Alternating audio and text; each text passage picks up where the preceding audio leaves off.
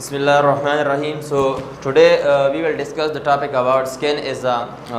Skin act as a thermoregulatory organ in humans. So what is skin is organ and what is mean by thermoregulation? So thermoregulation कैसे कहते हैं? Thermoregulation.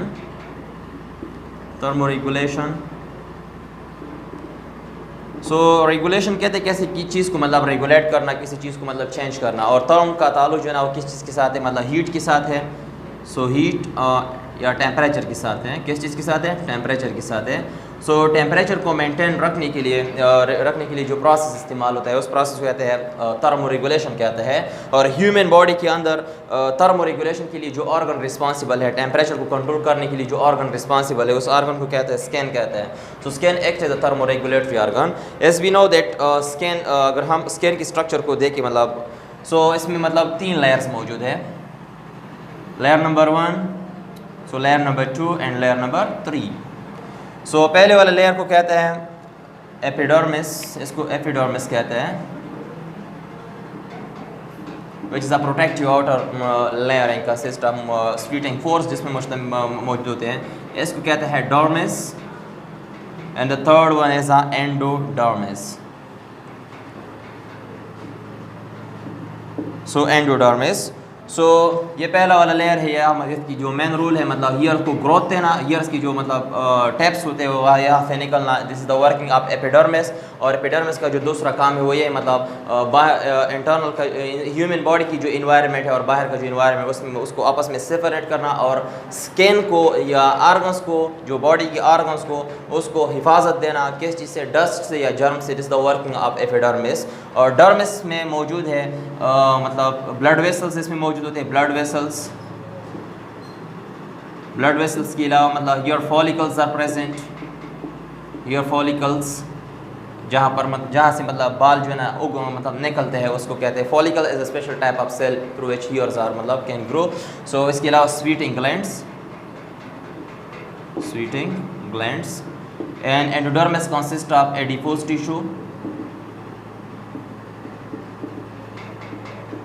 जहाँ पर lipids की combination होता है, fats की कॉम्बिनेशन होता है।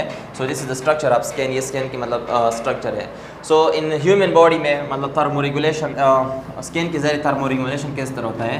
सो इसके लिए 2 किस्म के प्रोसेस जो ना वो रिस्पॉन्सिबल है। नंबर 1 इज़, पहले वाले प्रोसेस कहते हैं वेजोडाइलेशन। वेजोडाइलेशन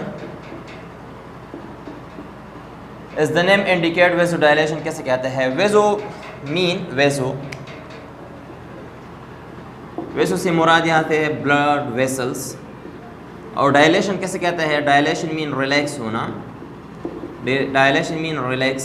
रिलैक्स होना मतलब मिसाल के तौर पर ये नॉर्मल ब्लड वेसल है। जब नॉर्मल ब्लड वेसल मुकम्मल डायलेट हो जाए उसकी साइज़ में मतलब उसकी डायमीटर में मतलब इंक्रीजमेंट आता है। इसको कहते हैं, इसलिए इसको वेजोडाइलेशन कहते हैं। और वेजोडाइलेशन का जो प्रोसेस है वो हमेशा कब होता है? समर की सीज़न में। कब होता है? समर की सीज़न में, जब मौसम जो है ना गर्मियों का मौसम हो, समर का सीज़न हो। मतलब वेजोडाइलेशन का प्रोसेस होता है। As we know that inside a human body, मतलब ह्यूमन बॉडी में एक ऑर्गन है जिसे कहते हैं ब्रेन। और ब्रेन को हम कहते हैं control centre of a body. जिसमें जितनी भी एक्टिविटीज़ है उसको कंट्रोल करना, this is the working of ये ब्रेन का काम है। ब्रेन की एक पार्ट है जिसे थैलेमस कहते हैं। और थैलेमस के नीचे एक छोटी सी मतलब पार्ट लोकेटेड है जिसे कहते हैं हाइपोथैलेमस। क्या कहते हैं उसको? हाइपोथैलेमस। हाइपोथैलेमस को कहते हैं दी temperature control centre of human body. Temperature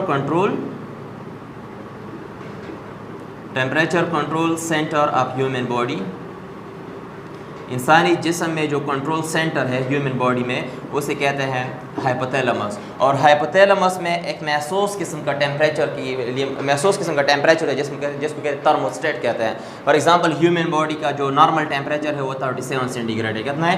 37 centigrade. So during summer, as we know that the outer environment have different types of temperature.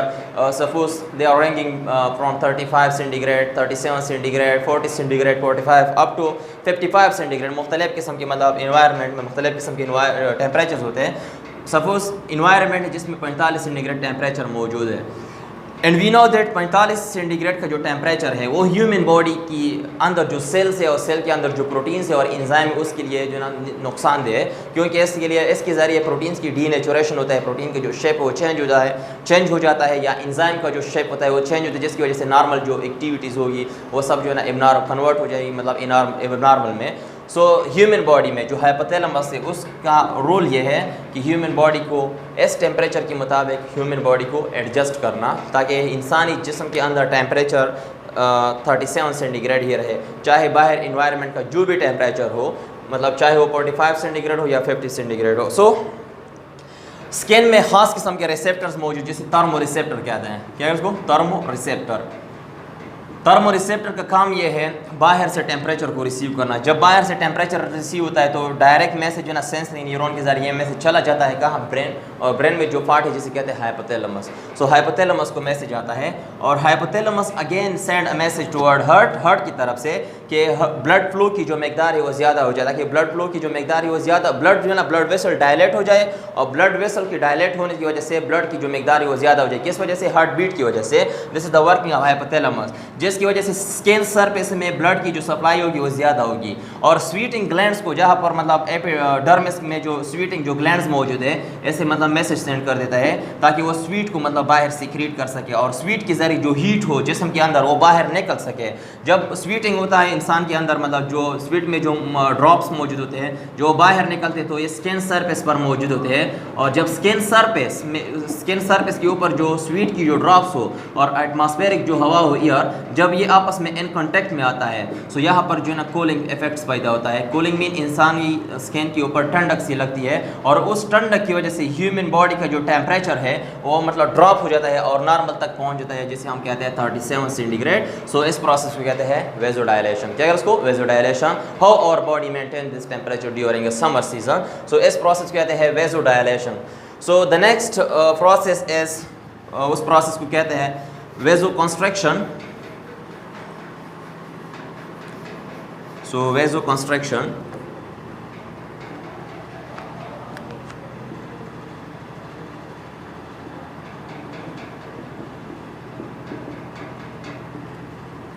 वेजो construction कहते हैं। वेजो मीन कहते हैं वेसल्स को। वेजो कैसे कहते हैं? यहाँ वेसल से मुराद ब्लड वेसल है, वेसल को। और कंस्ट्रक्शन कैसे कहते हैं? Construction mean contraction. कंस्ट्रक्शन कैसे कहते हैं? कॉन्ट्रैक्शन। मतलब इसमें ब्लड की जो वेसल्स की जो साइज़ होगी वो कॉन्ट्रैक्ट हो जाएगी। मिसाल के जैसे the normal diameter of human blood vessel, so normal से ये ऐसा हो जाएगा, बिल्कुल मतलब पतला सा, मतलब तैन हो जाएगा, कि इसीलिए इसको वेजो कंस्ट्रक्शन कहते हैं। और ये प्रोसेस हमेशा विंटर में होता है। कब होता है? Winter. As we know that during a winter के दौरान टेम्परेचर जो होता है इन्वायरमेंट का वो मुख्तलिफ होता है। बाज़ इलाकाजात मतलब ऐसे होते हैं जहाँ पर 0 सेंटीग्रेड टेम्परेचर होता है, बाज़ में मतलब माइनस मतलब 1 सेंटीग्रेड, बाद में मतलब मुख्तलिफ होते हैं 14 सेंटीग्रेड या 15 सेंटीग्रेड या 10 सेंटीग्रेड। सो विंटर में मुख्तलिफ किस्म का इन्वायरमेंट है, डिपेंड्स ऑन द लोकेलिटी पर डिपेंड करता है। सो एंड ह्यूमन बॉडी का जो नॉर्मल टेम्परेचर वो कितना है? 37 सेंटीग्रेड है। 37 सेंटीग्रेड इज़ द बेस्ट मतलब temperature for human body to do normal activities in 37 centigrade of temperature. So जब बाहर इन्वायरमेंट का टेम्परेचर माइनस में हो या 0 में हो या 14 सेंटीग्रेड में हो, और अगर ये टेम्परेचर ह्यूमन बॉडी के अंदर आ जाए, सो इन दोनों का मतलब टेम्परेचर विल बिकम सेम, जिसकी वजह से जो ब्लड की जो फ्लो होगी वो नहीं होगी, ब्लड बिकम क्लॉट्स, ब्लड जो है ना क्लॉट हो जाएगा, मतलब बिल्कुल मुकम्मल क्लॉटिंग की पोजीशन पर आ जाएगी, जिसकी वजह से जो ब्लड की जो फ्लो है वो मतलब नहीं हो सकेगी, जिसकी वजह से मटीरियल के ट्रांसपोर्टेशन में मतलब दुश्वारी आती है, मतलब डिफ़िकल्टी आती है। हार्ट्स की जो वेसल्स होते हैं वो बिकम मतलब ब्लॉकेज, मुख्तलिफ डिजीज़, मुख्तलिफ किस्म की एक्टिविटीज़ इंसान के अंदर आते हैं, प्रोटीन्स की शेप में चेंजेस आते हैं या इंजाइम की मतलब वर्किंग में मतलब चेंजेस आता है। सो विंटर के दौरान ह्यूमन बॉडी 37 सेंटीग्रेड टेम्परेचर किस तरह मेंटेन रखता है? So again hypothalamus, duty of hypothalamus को पता चलता है थर्मो रिसेप्टर के ज़रिए कि बाहर मतलब बहुत ठंडक है, जिसकी वजह से मतलब जो हाइपोथैलेमस है वो मैसेज सेंड कर देता है कि इस चीज़ को मतलब ब्लड वेसल को कंस्ट्रिक्ट करता है, जिसकी वजह से ब्लड की जो मकदार होगी वो स्किन सरफेस में कम होगी। इस वजह से इसीलिए हम विंटर में जो स्किन का जो कलर होता है वो येलो कलर का होता है या वाइट कलर का होता है, क्योंकि यहाँ पर ब्लड वेसल्स की जो डायमीटर है वो रिड्यूस हो जाती है हाइपोथैलेमस की एक्टिविटी की वजह से, क्योंकि हाइपोथैलेमस जो ना मतलब टेम्परेचर कंट्रोल सेंटर है।